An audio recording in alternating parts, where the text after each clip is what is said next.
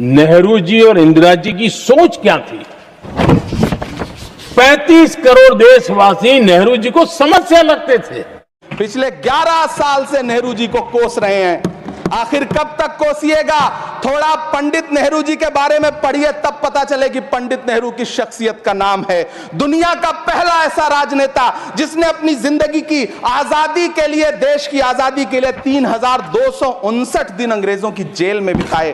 पंडित नेहरू एक ऐसे महान शख्स जिनके पिता पंडित मोतीलाल नेहरू, जिनकी बहन विजय लक्ष्मी पंडित, जिनके बहनोई पंडित रंजीत सीताराम, जिनकी बेटी इंदिरा गांधी, जिनके दामाद फिरोज गांधी, सब ने अंग्रेजों से लड़ते हुए स्वतंत्रता आंदोलन में जेल काटी।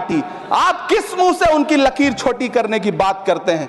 नहीं कर पाइएगा, 7 जन्मों में नहीं कर पाइएगा, क्योंकि जिस्म की मौत कोई मौत नहीं होती है। जिस्म मिट जाने से इंसान नहीं मर जाते, धड़कने रुकने से अरमान नहीं मर जाते, सांसें थम जाने से ऐलान नहीं मर जाते। जिस्म की मौत कोई मौत नहीं होती। बहुत कम बोलने वाले डॉक्टर मनमोहन सिंह ने बहुत ज्यादा बोलने वाले प्रधानमंत्री जी को जब देश की बागडोर सौंपी थी तो $1.58 का था। इन दिनों रुपए की अहमियत गिरती है तो न तो देश की प्रतिष्ठा गिरती है, ना प्रधानमंत्री की गरिमा।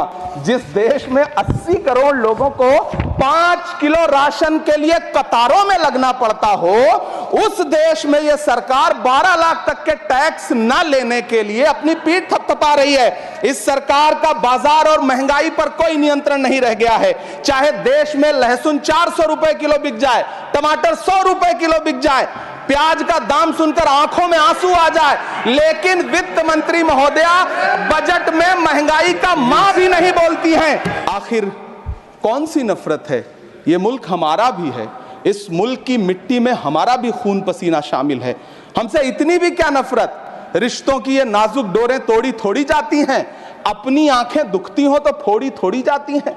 सभापति महोदय, मैं तो वित्त मंत्री जी से पूछना चाहता हूं आपके माध्यम से कि शायद आपको पता ही नहीं है कि गृहस्थी चलाने वाली एक गृहिणी की मुश्किलें क्या क्या होती हैं। आपने कभी सोचा भी नहीं होगा कि जब वो किचन में सब्जी बनाने के लिए कढ़ाई में तेल डालती है तो उसके साथ उसके आंसू भी गिरते हैं। सभापति महोदय, शायद उन्हें पता भी ना हो कि एक छोटी सी गाड़ी और एक छोटे से फ्लैट का EMI भरने के बाद इस देश का एक गरीब इंसान जब अपने बच्चों की फीस भरने के बारे में सोचता है तो उसे कितनी खुशियों का गला घोंटना पड़ता है। शायद उनको पता भी नहीं है कि फसल बेच करके बिटिया की शादी का सपना सजाने वाला किसान जब अपनी फसल बर्बाद देखता है तो कितनी रातें सो भी नहीं पाता है। सभापति महोदय, शायद वो कभी इस पीड़ा को समझ ही नहीं पाएंगी कि परिवार के किसी एक सदस्य को कैंसर जैसी बीमारी हो जाए तो घर और जमीनें गिरवी रख उठती हैं, लेकिन इलाज नहीं हो पाता। हुकूमत इस कदर आवाम पर एहसान करती है, ये आंखें छीनती है और चश्मे दान करती है।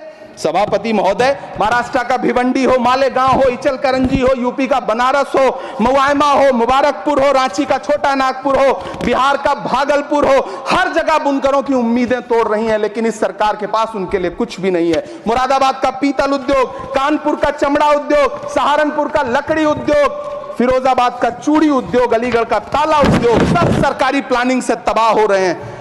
इन तमाम के बीच सरकारी सपोर्ट से बस एक उद्योग फल फूल रहा है, नोएडा का नफरत उद्योग। सभापति महोदय, जिस देश में 40 से 45% मेडिकल फैकल्टी की सीट खाली हो, वहां बजट में 75,000 नए मेडिकल सीट्स का ऐलान हो रहा है। सरकार बहादुर, कम से कम इस देश के पढ़े लिखे युवाओं को तो मूर्ख समझना बंद करिए। वो अब तिजारती पहलू निकाल लेता है। पहले 7500 मेडिकल सीट्स बाद में बनाइएगा, पहले जो एम्स में 2161 पद खाली पड़े हैं उनको तो भर दीजिए। वो अब तिजारती पहलू निकाल लेता है। मैं कुछ कहूं तो तराजू निकाल लेता है। मैं इसलिए भी तेरे फन की कद्र करता हूं तो झूठ बोल के आंसू निकाल लेता है। सभापति महोदय, फिर झूठ आया है, मैं उसे मिथ्या कर दे रहा हूं। शायरी में बार बार आ जाता है। खाने में खतरनाक मिलावट का मुद्दा, फूड अडल्ट्रेशन का। सर, बाजार में प्योरिटी का लेबल लगाकर, फर्जी लेबल लगाकर खुलेआम जहर बेचा जा रहा है। दूध, मसाले, edible oils, package food, beverages, सब में unsafe additives, harmful chemical, high saturated fat, sugar और सॉल्ट डालकर मिसलीडिंग न्यूट्रिशनल क्लेम्स के साथ कि ये सेहत के लिए अच्छे हैं, एनर्जी बूस्टिंग है, बेचा जा रहा है। सर, हालात ये हैं कि आप दूध खरीदिए तो उसमें यूरिया मिलता है, सब्जियां खरीदें उसमें ऑक्सीटोसिन है, पनीर के अंदर स्टार्च और कॉस्टिक सोडा है, आइसक्रीम में डिटर्जेंट पाउडर मिलता है, फ्रूट जूस में सिंथेटिक फ्लेवर और आर्टिफिशियल कलर, एडिबल ऑयल में मशीन ऑयल, गरम मसालों में ईंट का पाउडर और लकड़ी का चूरा, चाय में सिंथेटिक कलर, चिकन और पोल्ट्री आइटम में एनाबॉलिक स्टेरॉइड्स, शहद में शुगर सिरप और येलो डाई, यहाँ तक कि देसी घी में जो मिठाई बननी चाहिए वो भी वेजिटेबल ऑयल और वनस्पति से बनती है। सर आप सोचिए कि जब एक माँ अपने बच्चे को दूध का ग्लास देती है सोचकर कि इसमें कैल्शियम है, प्रोटीन है, मेरा बच्चा तंदुरुस्त बनेगा, उसे इस बात का अंदाज़ा भी नहीं है कि वे एक यूरिया और डिटर्जेंट का डेंजरस मिक्स अपने बच्चे को पिला रही है। सर एक रिसर्च बताती है कि मिल्क के सैंपल्स में 71% सैंपल्स में यूरिया और 64% सैंपल्स में न्यूट्रलाइजर जैसे सोडियम बायोकार्बोनेट पाए गए। सर इतना तो देश में मिल्क का प्रोडक्शन नहीं है जितना इस देश में दूध बेचा जा रहा है। सर दवाइयों पे आ जाए, वेजिटेबल्स पे आइए सर, सब्जियों जिनको हम सेहत का भंडार समझकर खरीदते हैं उसे ऑक्सीटोसिन का इंजेक्शन लगाकर फ्रेश हरा भरा और उसकी ग्रोथ को एक्सेलरेट कर बेचा जाता है। ऑक्सीटोसिन सर वो हार्मफुल केमिकल है जिससे dizziness, headache, heart failure, infertility और कैंसर जैसी बीमारियां होती हैं। सर वर्ष 2014-15 से लेकर 25-26 के बीच में जितने भी सैंपल्स की जांच हुई उसमें 25% सैंपल्स में मिलावट पाई गई, यानी कि हर 4 सैंपल्स में 1 में मिलावट पाई गई। न जाने कितने बीमार हुए, कितने अस्पताल में गए और कितनों की जानें चली गई। Sir food adulteration is a raising health crisis और खास तौर पे ये बच्चे, बुजुर्ग और महिलाओं, प्रेग्नेंट महिलाओं के लिए खास तौर पे एक खतरे की घंटी है। इससे भी ज्यादा चौंका देने वाली बात वो है सर कि जो प्रोडक्ट्स भारत में बनते हैं लेकिन इंटरनेशनली बैन हो गए, जैसे कि इस देश की 2 सबसे बड़ी गरम मसाले बनाने वाली कंपनियों के प्रोडक्ट्स यूएस, यूके और इनफैक्ट पूरे यूरोप में इसलिए बैन हो गए क्योंकि उनके अंदर कैंसर कॉजिंग पेस्टिसाइड्स पाए गए।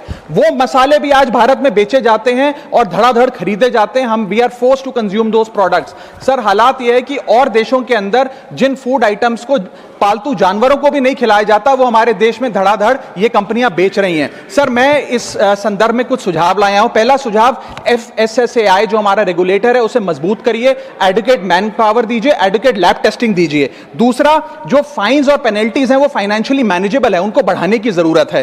थर्ड, पब्लिक रिकॉल मैकेनिज्म होना चाहिए। यदि किसी एक प्रोडक्ट में मिलावट पाई जाए तो उसको पब्लिकली नेम और शेम कर मार्केट से रिकॉल